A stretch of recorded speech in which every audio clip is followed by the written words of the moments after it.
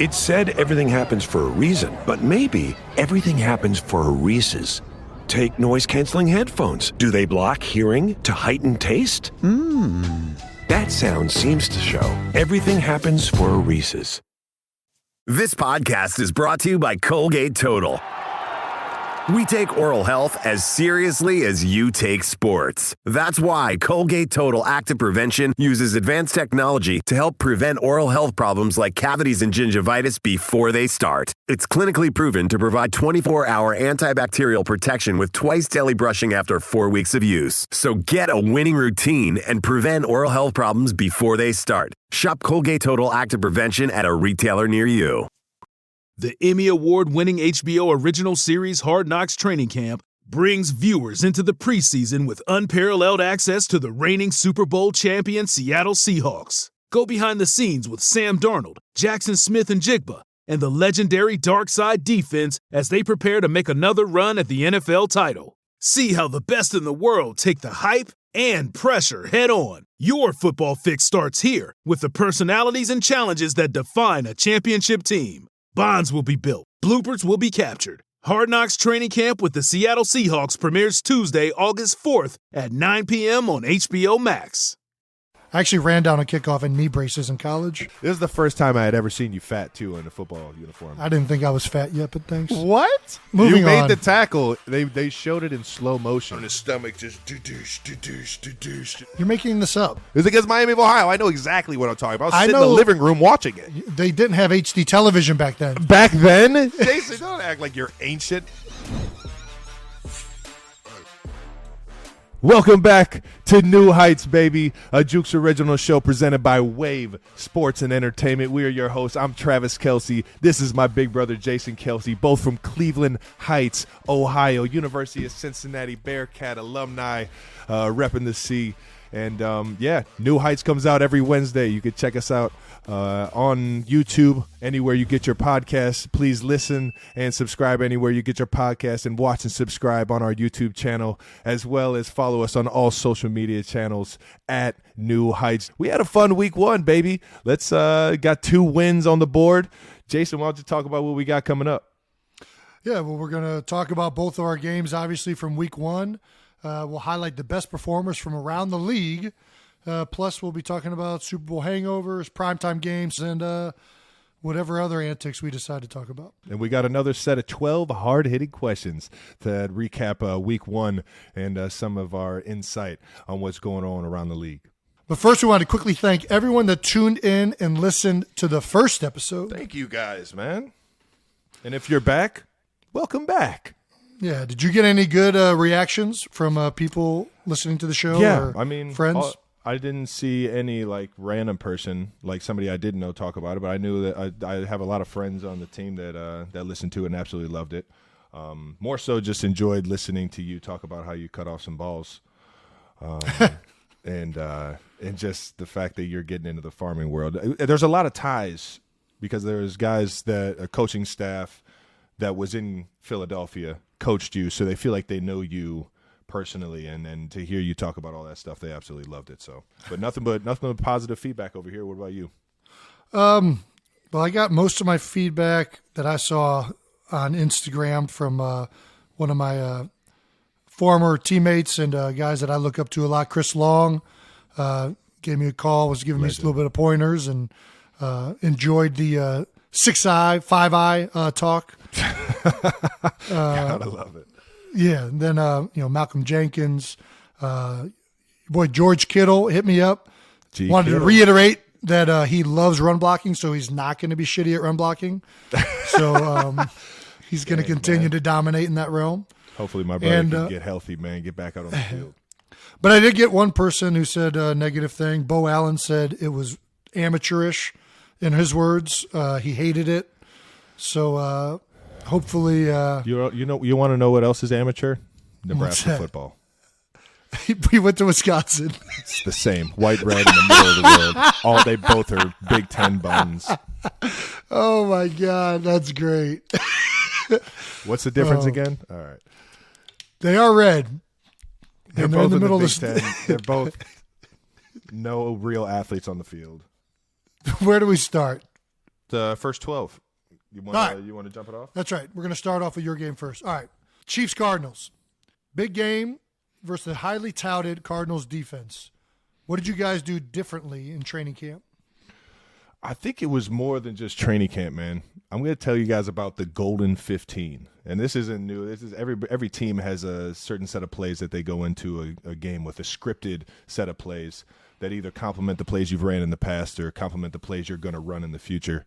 But if you give Coach Reed 2-3 months, this offensive coaching staff, that much time to game plan for a team, it's going to be flawless, man. And I've been a product of it year in, year out.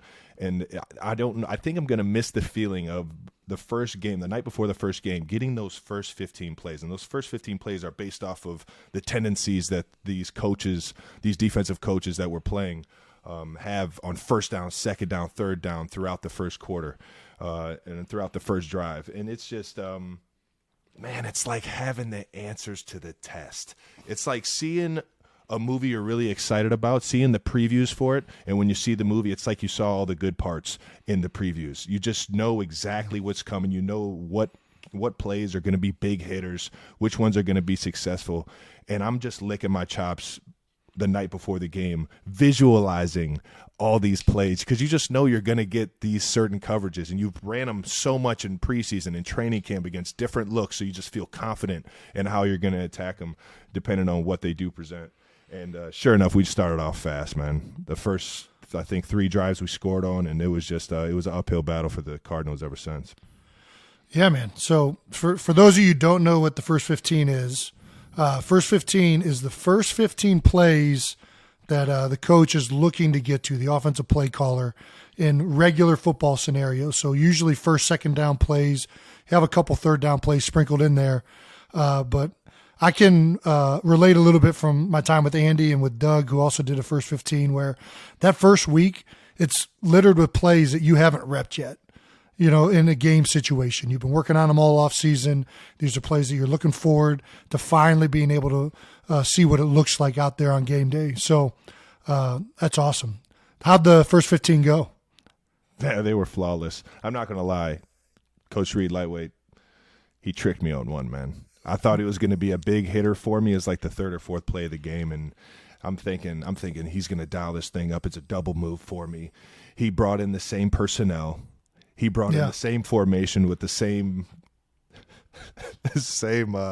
Y motion or tight end motion on it. Yeah. Same action. It was the exact same everything, and I just what was heard different? First half of the play and just blacked out. I was like, yeah, this is it. It's coming. I'm about to be streaking down the field, and it was a run play, and I showed my cards, and that play didn't work when we actually ran it.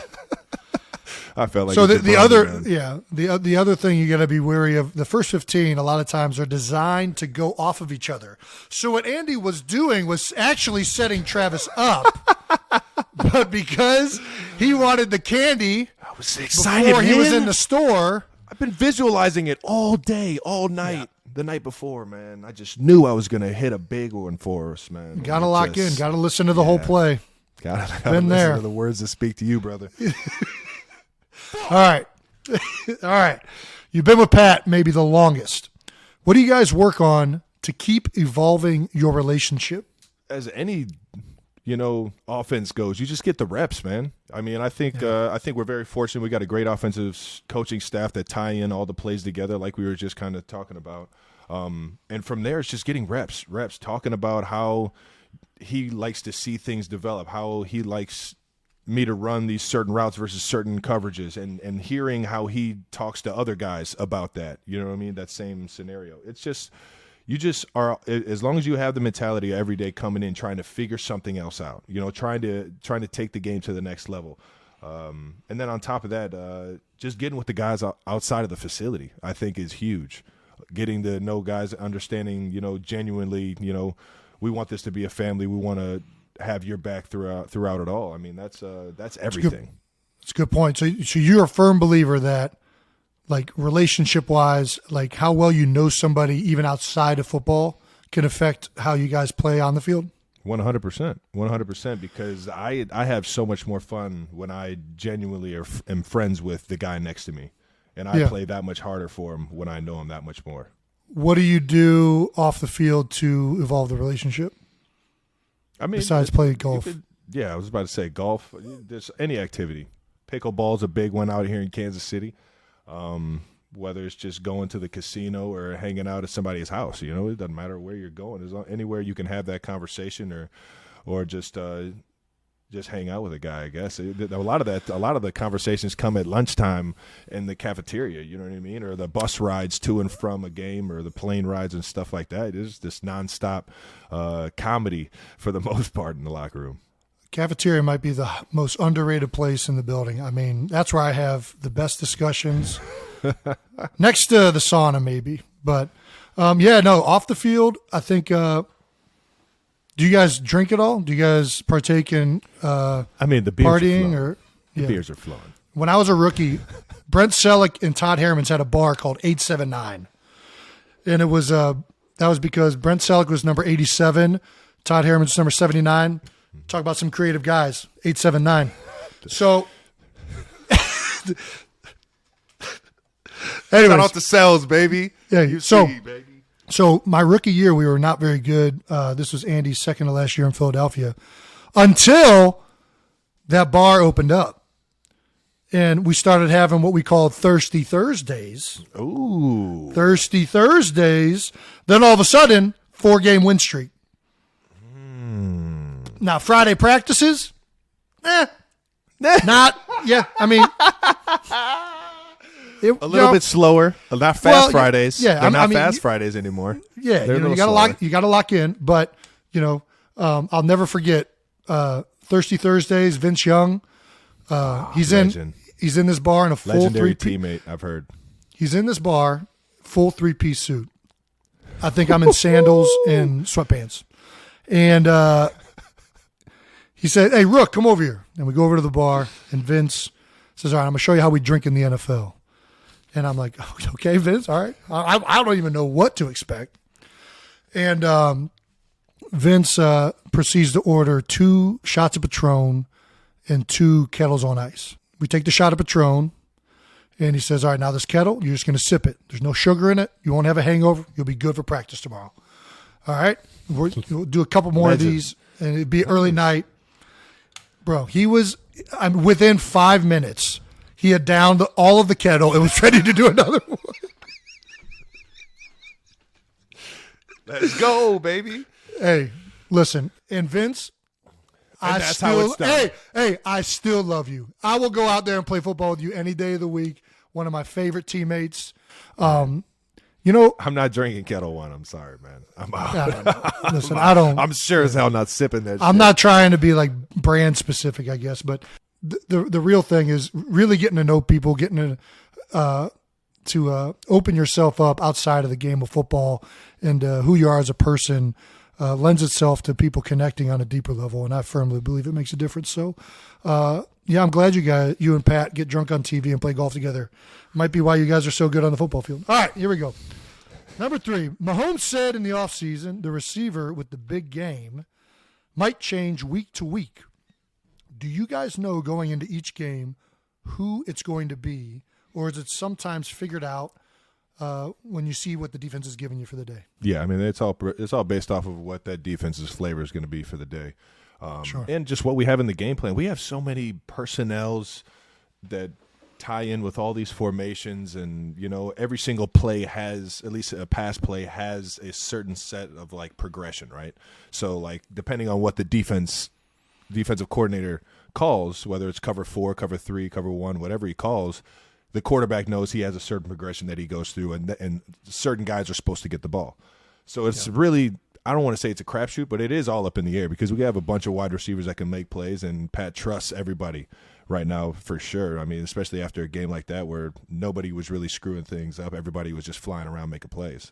But you guys definitely have plays designed for specific people to get the ball throughout the week. 1,000%. Yeah. And so I feel like Coach Reed does a great job of giving everybody a chance to get that rock, and that only helps keep the defense on their toes or on their heels, reacting to what we're doing, because they just don't know who to key in on, or who we're thinking of trying to get the ball to on this certain play, and it changes on first, second, and third down. Coach Reed tries to not give a good tell on that. Yeah, I guess this is a question from somebody who plays offensive line and knows nothing about receivers and quarterbacks. How often does a play that's designed for you go to somebody else? What's the percentage? 1 out of 5? No. 1 out of 4? Not when you got Andy Reid dialing them things up, baby. I would say it's definitely with Coach and Pat. I would say half the time? More than half the time. Yeah, and obviously, pressure. It just depends on what the defense is playing. If you get a look that you're not familiar with, if you're calling a play because it's cover 3 and all of a sudden they go too high shell, of course I'm going to try and run my route different because it's a different coverage and try and get open.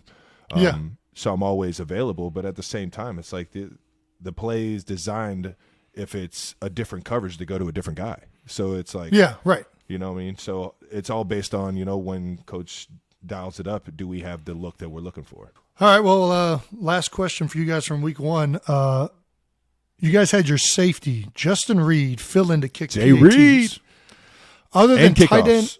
And kickoffs. And kickoffs. And not only just kicking off, making the tackle on kickoff. He kicked and made the tackle? And made the tackle. I think twice. Was it because the returner broke free? No. And he was like the safety? No. I mean, talking like 25-yard line, 30-yard line. Then he's bad. That's not his job. Your job as the kicker is to be the safety. Jason, let's give him some slack, all right? He is the safety. All right? He's the safety on the team, all right? His first 2 kicks I think they went through the uprights. What happens if he goes down and misses? What happens if he goes down, gets washed out of the play? Who's the safety? The backside one. What do you mean? Everybody's got to have an angle of pursuit, Jason. Have you ever played defense? First of all, this guy's never played defense. First of all, that's kickoff. Pursuit is pursuit. All right, when you're tackling, I'm not even going to get in this.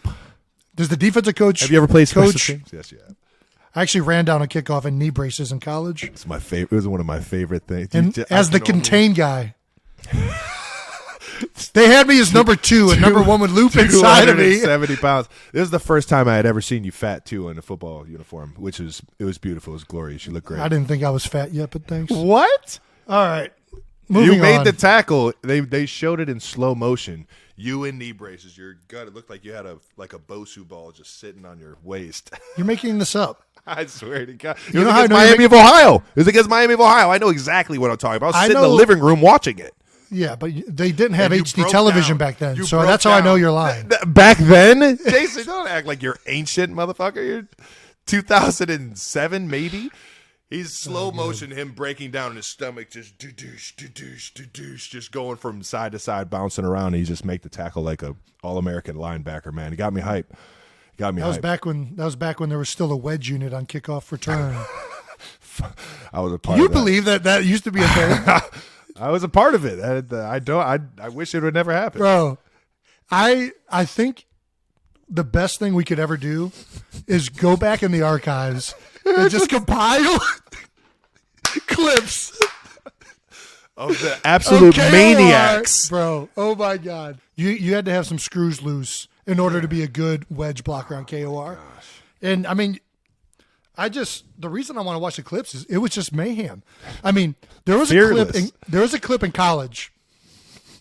Do you remember Colin McCafferty? Do I remember? Why do you think I just? Yeah. And he was our special teams ace at Cincinnati. The beast. The best one out there. Nobody could touch him. And we're going over KOR, and we're playing UConn. And one of their guys, we nicknamed him the Beast for the week. And the Beast was shedding 2-3 blocks, making tackles down at the 10-yard line. This dude was unbelievable. It was like Little Giants. It was like Little Giants movie. It was Spike. We should have nicknamed him Spike. Yeah.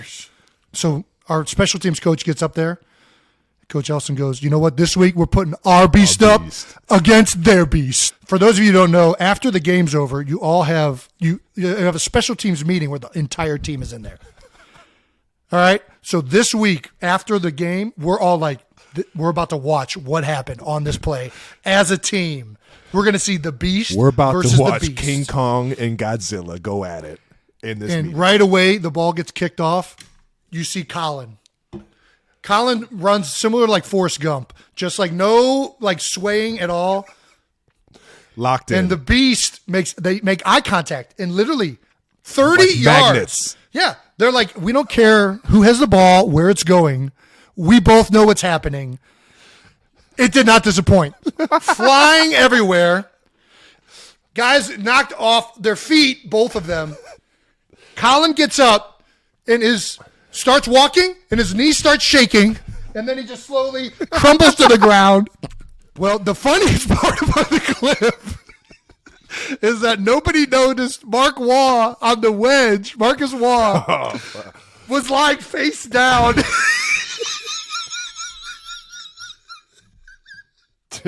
Chill out, man. Chill out, man. This guy was Nobody concussed. noticed. But nobody noticed, and he just got up like, oh, my gosh. All right. But, yeah, these guys would literally – the They wedge were unit. so locked in on the beast, man. Beast Yeah, on the beast. wedge unit, this is what your job on the wedge unit was. Back before the NFL decided to outlaw this barbaric behavior. Oh, my gosh. You would run back till you were 10 yards from the returner, Link arms. interlock boys. arms like a human wall, and there'd be one guy's job to look back and you say, go! And you would proceed, and your one job.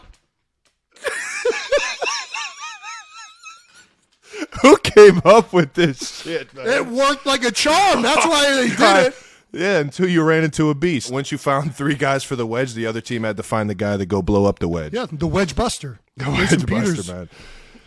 Dude, I'm telling you, that's going to be a future episode. We're finding clips from kickoff return and kickoff. Wedge busters and wedge. It's going to be highlighting the wedge unit and the wedge buster. That has to be documented. I don't feel like that's been touched on enough. I'm with it, man. Moving on, the Lions kept it close, brother. You guys had a heck of a fight. I'm not gonna lie. After watching Hard Knocks, I kind of became a fan of the Lions and a lot of the characters they got. Dan Campbell would love to play for him. Awesome guy. Yeah, man. How was the game? How was your perception of the Lions after you played them versus maybe what you saw on HBO? What they do on HBO backs up, the type of team they're trying to identify as. I mean, they got a coach who's a tough-minded, hard-nosed coach, and their team played that way. Obviously, Biting kneecaps. yeah. I mean, at one point we're up 17, and you're close to kind of breaking a will of a team, but not. They fought to the end, very close to beating us, and. I think if we don't have Jalen Hurts in that game, they probably do beat us. Ooh, Jalen Jay Hurts, man. Yeah, Jalen who has faced a lot of criticism this offseason, really his whole career. Really? Yeah, I was about to say his whole career dating back to college. Well, Man. and it's going to continue. He's still in his third year. He's got a lot of football left in him, and this is the way the league works. It's always coming after you. I'll tell you what they can't hate on is how that dude competes, man. That guy brings it, man. Yeah, well, he brings it, but I mean, if you look back at this week, we don't win that game without Jalen Hurts. The protection that broke down early with blitzes and different looks that we didn't either communicate well or pick up well. His ability to go off beat and make something happen, it saved us. Multiple third downs, multiple drives that were kept going because of the type of player he is. And then he didn't disappoint in the air. A.J. Brown set a record for an Eagles debut with 155 yards. He was on target in all phases, and we needed him to win that game with how the rest of the team played. So couldn't be more happy with how Jalen played to start the season off. I mean, kind of already hit on what I'm about to ask here, but he became the only other quarterback not named Pat Mahomes to throw for 300-plus yards, no turnovers, and get the dub. How do you see him? How does he keep progressing? I mean, is the offense evolving for him? Is it just all tailored to his skill set? You know what I mean? Well, yeah, I mean, both. I think the as an offense, if you're not evolving in this league, you're behind, right? You have to continue to try and find different ways to attack defenses, different ways to improve, and it's obviously gearing towards Jalen. Jalen's our starting quarterback. He has a skill set that's unique, makes him very dynamic for a defense to defend, and we utilize that. And that's one of the reasons we were the number one rushing team in the NFL last year, and we barely ran the ball the first 5 weeks. And the only reason that happened is because of Jalen Hurts and his ability to keep the ball and be a threat. With his legs, man. Yeah, it keeps the numbers honest for the offensive line and everybody else. So, of course, the playbook is going to be more geared towards him and his skill set. Of course, our offense is going to continue to evolve, much like what you said with the Golden 15. There are a lot of plays that we repped yesterday that, we've been really looking forward to running all off season, and most of them worked out pretty well. And I thought, a lot of the success of the offense really came down to one guy doing a very, very good job, and that's Jalen Hurts, as well as A.J. Brown. I can't discount A.J. Brown. That dude's good. As well as I'm sure everybody else. You don't win a football game with just two guys. Everybody chipped in and made plays, right, man. So you got to see the number 2 pick, Aiden Hutchinson. Did you have any encounters with him? I know he's on the edge, but what did you think? Not really. I helped out a little bit with it when he was rushing over the guards, but as a center, you don't see the DN very often. But did he remind you of anybody going into it? I don't know. I try to. The comp thing is good for fans because it kind of gives you somebody that they know and can relate to. But he's a tough one to comp. For some reason, it's kind of like a more athletic or like a more nimble Jared Allen kind of type player. Has some really, really good stutter bull, long arms, gets extended. He can attack you inside, outside, or right down the middle, and makes it all kind of look the same. Speed to power. They lined him up a couple times in this overload set where he's clearly outside of the tackle, coming down with a full head of steam. So he's going to be a really, really good player. And I had a. I'll tell you what, he might not have that. He might not have that Jared Allen mullet, man, but he's got some personality. Watching Hard Knocks and seeing that dude sing some Michael Jackson, that was pretty good. Did you see that, Jason? Did you see him? Did you guys ever do the rookie symposium, or not the rookie symposium, the rookie show? Yeah, the rookie show. We do. We do something similar. We do the singing and stuff like that. Andy's never done it, right? We tried it one year, and I think Eric Fisher went up and sung his college alumni song or whatever. It's the school song, and it was just that's an immediate boo. It was dead. Yeah. Shout out to Fish though, man. I love the big. Hey, Fish, listener to the show. Well, I don't know if he listened to the podcast. He commented on one of the videos, but nice. He gave a shout out to Tom Melvin. Tommy Mel. Yeah. He always deserves a shout out, baby. Long time tight end coach, not only in Kansas City, but was out there in Philadelphia with Andy Reid as well. Has helped me light years in terms of where I've been as a tight end and a professional, man. Yeah, he's been your only tight end coach. He's been the only one, man. It's been me and him for 10 years, man. Getting the job done, baby. So I'm not going to lie, brother. You're not only are you TikTok famous now because of all the views you got from the episode last week, you're viral right now because of your encounter with the D tackle from the Lions. What's his it's a linebacker. Linebacker Malcolm Rodriguez. Gave you a good old WWE hip toss.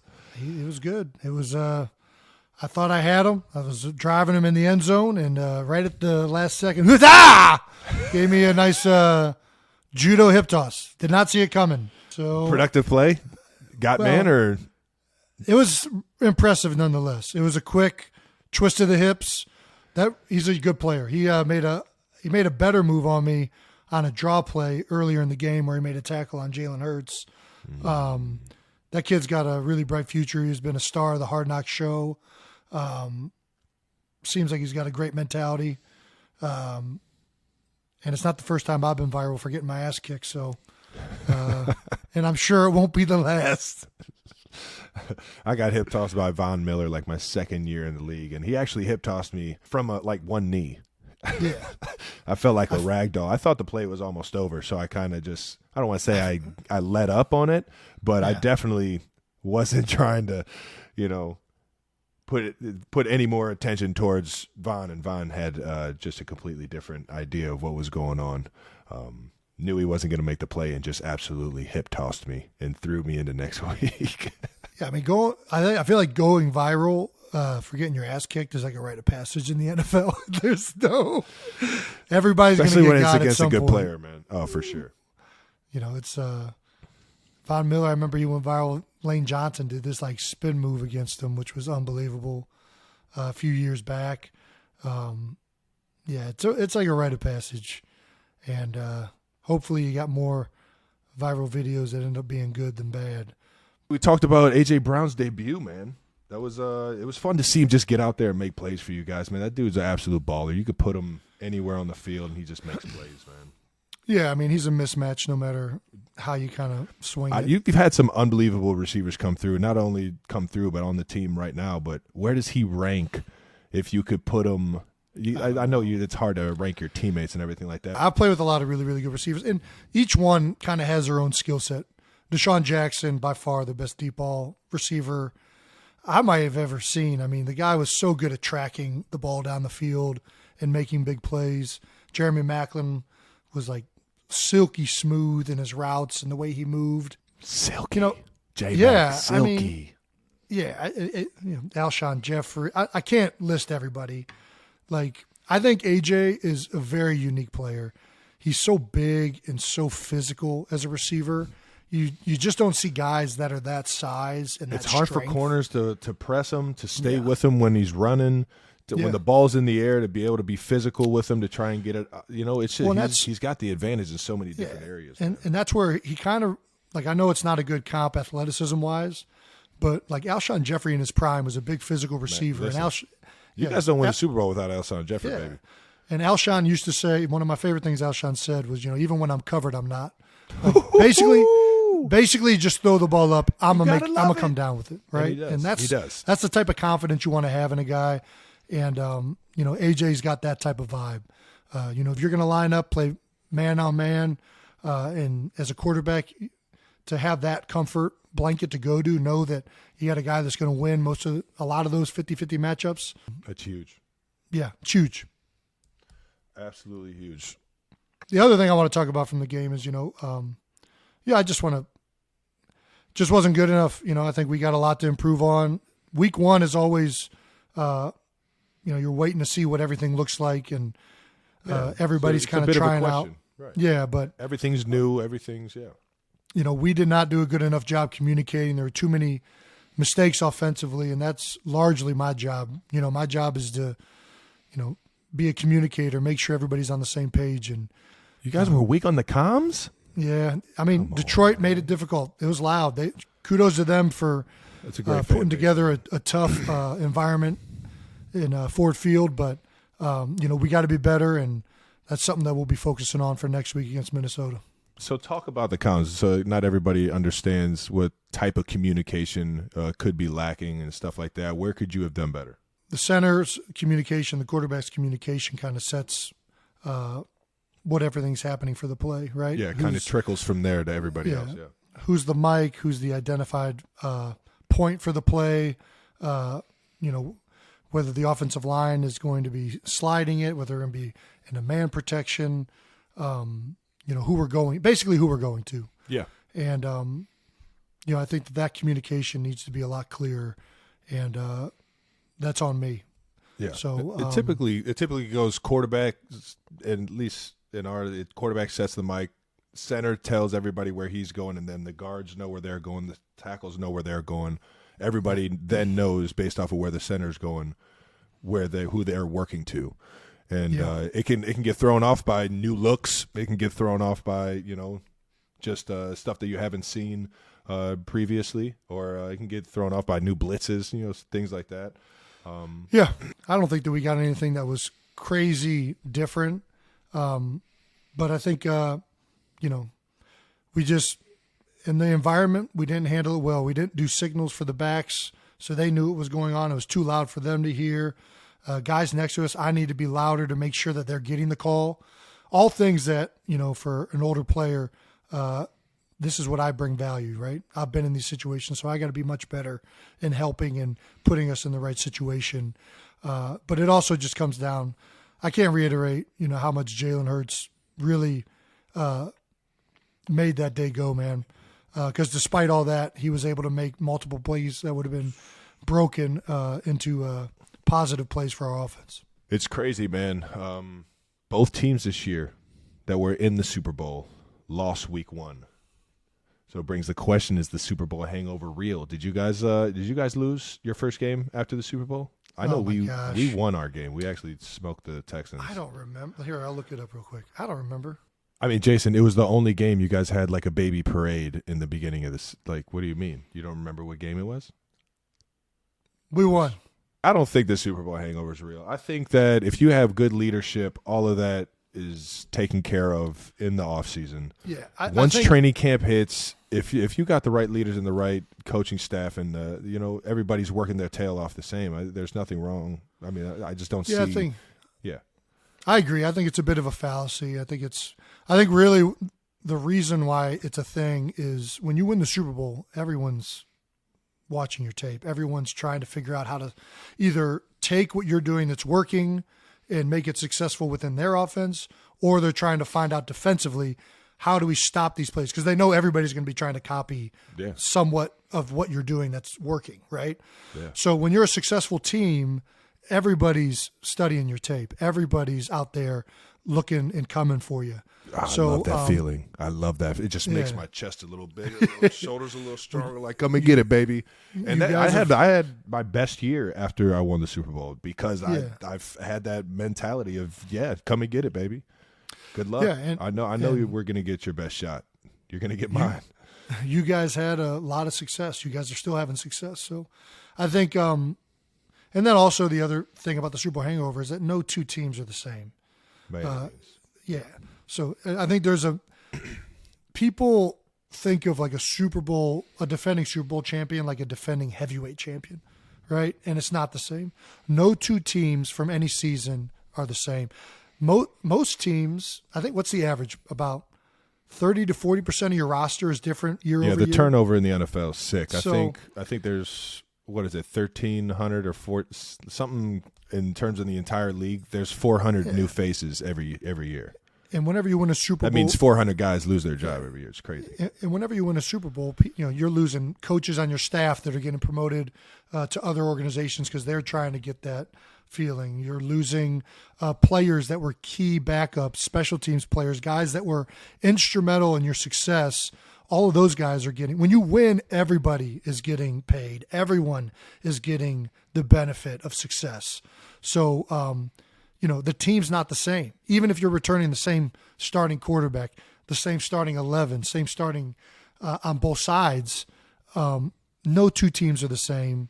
So, and that's just the reality of it. So Super Bowl hangover ain't real in my mind. You got to keep bringing it. Obviously, the teams are different. The Rams are still a great team. The Cincinnati Bengals are still a great team. But week 1 is obviously not favorable in that aspect. Let's give the New Heights stamp of the week. Which performers from week 1 stood out most to you and why? Immediately after I got done playing, I started checking out just stats across the league, and I saw that Saquon Barkley had like 100 buku yards on the ground and then another like 80 in the air. He had almost like 300 yards or something like that in terms of offense. And on top of that, the last play of the game just willed, or the last play for his offense on a 2-point conversion just willed his team to win. It was kind of like a Mike Kafka brought in some of the offense that we had out here in Kansas City, and it was a 2-point play that I actually know exactly what the call was, but it was a little shovel pass to Saquon, and 2 guys are in the hole ready to stuff the play. They knew it was coming, and Saquon just jukes 2 guys out, stiff arms one, and then runs through a brick wall to get the 2-point conversion to give him the lead with a minute left. It was just put your team on your back moment, and hats off to him, man. The guy's had a rough go with the injuries in his career, and to see him come out and just absolutely kill it was cool to see, man. Great dude. When he's healthy, he is just so unbelievable to watch. Saquon. You talk about an unbelievably well-rounded back of athleticism, power, finesse. I mean, he's got such an arsenal to come at you with as a running back.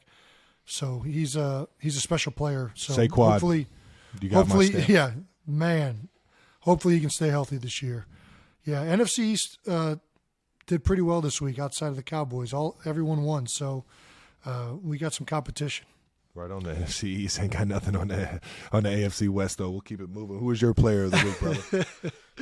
I don't know. If we're doing this, I'd probably go Josh Allen. If we're doing this, we're doing it, brother. All right. Josh Allen, just, obviously that's a highly anticipated game. You got defending Super Bowl champions Thursday night. Jay There's Allen, the Buffalo baby. Bills. Some argue that the Buffalo Bills might have beaten the Kansas City Chiefs had the current overtime rules been in effect the previous year. Some people say the same thing about when I lost to Tom Brady in the AFC Championship, and we lost to a coin flip. But Isn't it? we Yeah. didn't. We just lost to Tom Brady in overtime. I don't think we lost anymore. Either way, you got that. You got to love the way that guy plays, man. He's a boss, man. Yeah. Absolute dog on the field, man. I mean, he plays the game how I wish I would have played quarterback when I was a quarterback. A dual threat guy, but his arm is just so special that he could just put it anywhere on the field.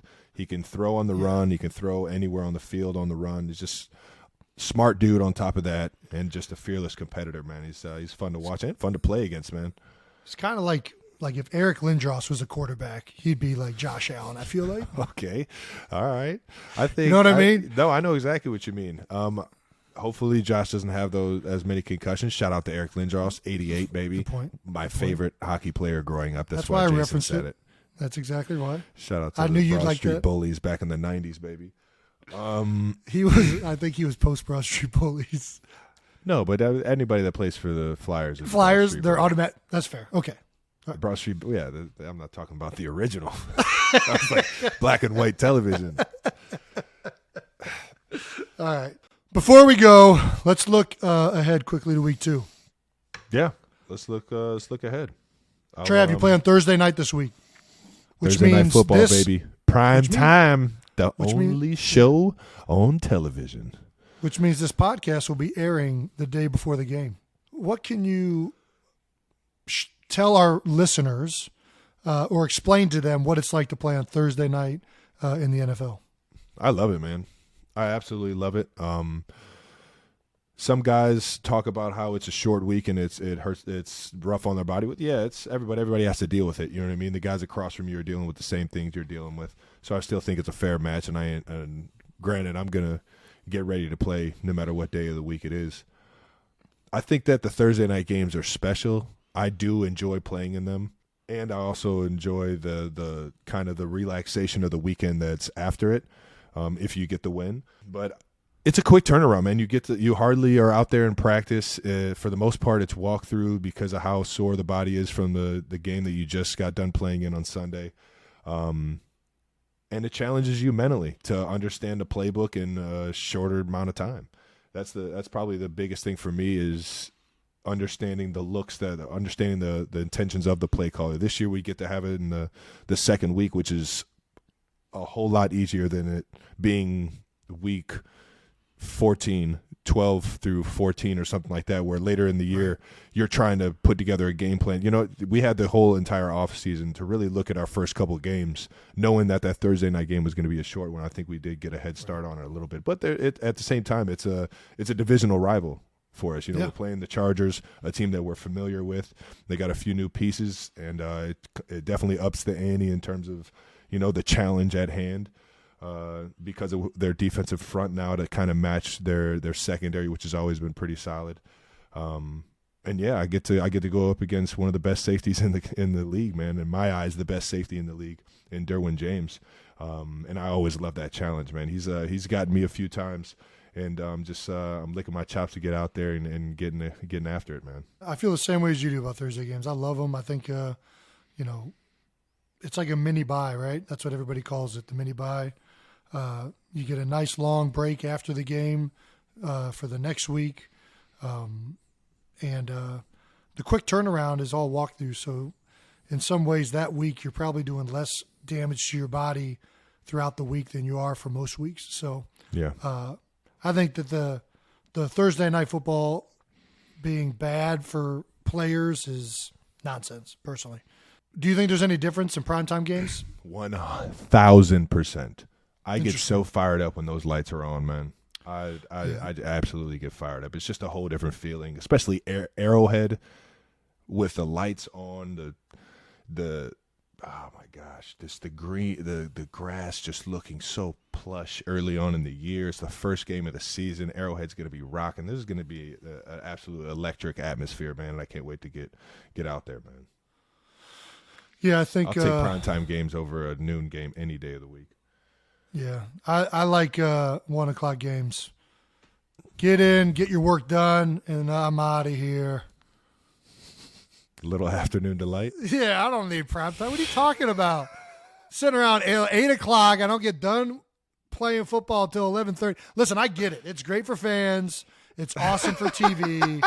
I love watching primetime games, but I would much rather play my favorite time slot, 4 o'clock. 4 o'clock optimal time slot. But 8 o'clock, it's whatever. It's good for Twitter, I guess. All right. Any difference? All right.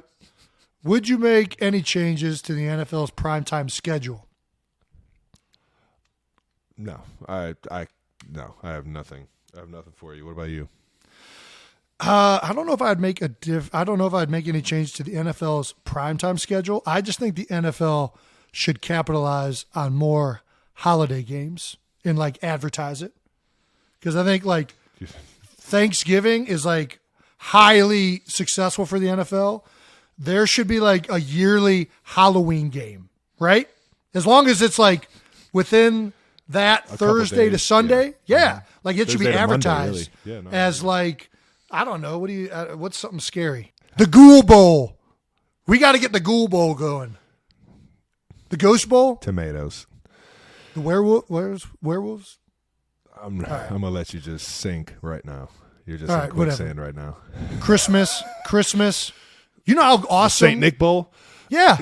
That's got to be. I played on Christmas. It was electric. It's great. Isn't it awesome. great? It made me you got feel people like dressed up as Santa Claus. It's unbelievable. It's fun.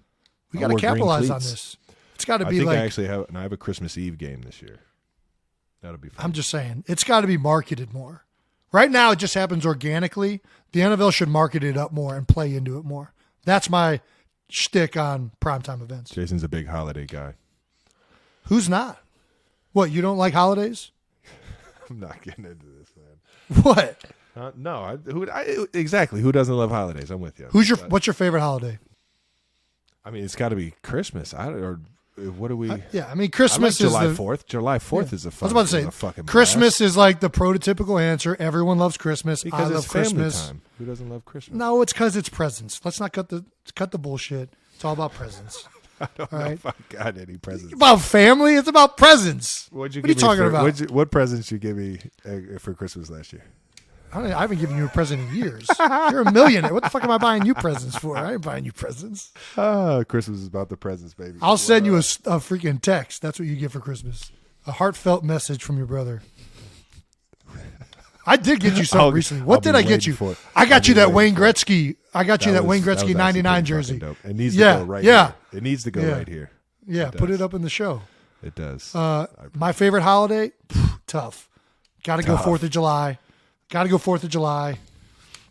Maybe a runner-up. Or are we talking is the party just always epic, or what do you mean? I think it's just the time of year. It's always seems to be nice out. The weather's great. Everybody's excited to eat barbecue and drink alcohol. That just sounds like what are we talking about? Sounds like my kind of party, yeah. Right? There's usually water involved. You're combining all of my favorite things into one holiday, and not to mention 1980s rock and roll and classic rock and whatever else Bruce you're playing. Springsteen, the boss. What? Do you wear jorts on July 4th or what? I kind of ruined. I had a really good pair of jorts, and I go commando usually. And I just chafed them. I'm a heavy thigh rubber, and they just burn a hole in them suckers. They were Thunder thighs great, over here, man. bro. They were a great pair of jorts too, and I lost them. Rest in peace. Fuck, commando boy, man. Second favorite holiday is probably Father's Day. I think Father's Day is like such that needs to be. We need to start celebrating Father's Day as a country. We need to commit to the celebration of Father's Day. You don't think we have? Fully? No, not at all. When is the last time you've even heard of Father's Day? Every year. What do you do for Dad around. on Father's Day? We both buy flowers for Mom on Mother's Day. What do we do for Dad? I send Dad a heartfelt text. Listen, I'm not trying to bash moms, okay? I'm not trying to bash moms. Love moms. They're love getting a lot of Mother's love. Day. They're getting a lot of love. This is all I'm saying. I think the world is plentiful of great moms in this world, right? Everyone, not everyone, the vast majority of individuals on this planet have a great mom.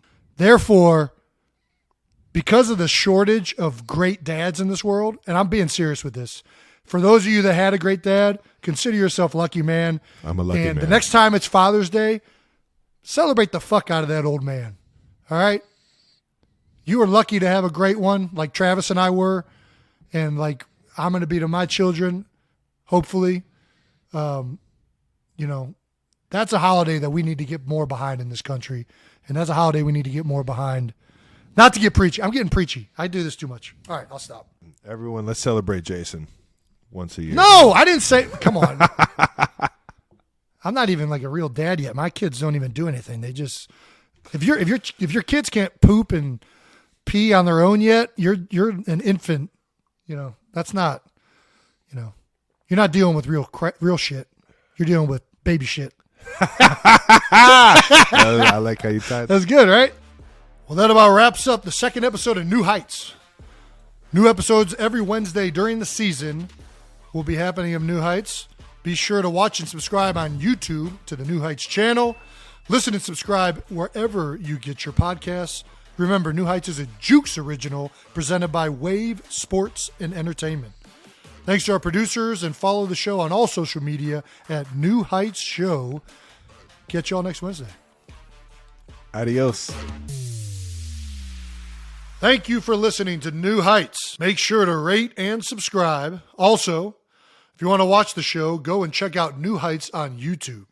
And follow the show on all social media platforms at New Heights Show.